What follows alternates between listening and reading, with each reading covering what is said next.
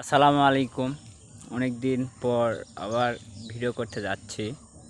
তো আপনারা জানেন আমার মাস্টার্স প্র্যাকটিক্যাল ভাইবা সব শেষ হয়ে গেল এবং আজ থেকে আমার সব স্কুল কলেজ পড়াশোনার জীবনটা শেষ। তো আবার চলে আসছি। এটা হলো আমার পটলের জমি এবং ছিটে ফোটা পানি জমে আছে, আপনারা দেখতে পাচ্ছেন। আসলে পটলের জমিতে পানি থাকলে পটলের গাছগুলো মারা যায়।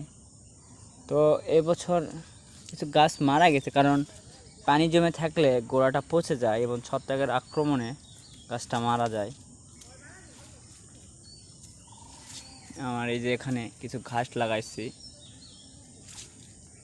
এই ঘাস, তারপরে সামনে আপনার কুমড়ো একটা জমি। তো আমার ভবিষ্যৎ পরিকল্পনা আমি আপনাদের সবসময় বলি যে আমার খুব একটা ডেইরি ফার্ম দেওয়ার খুব স্বপ্ন।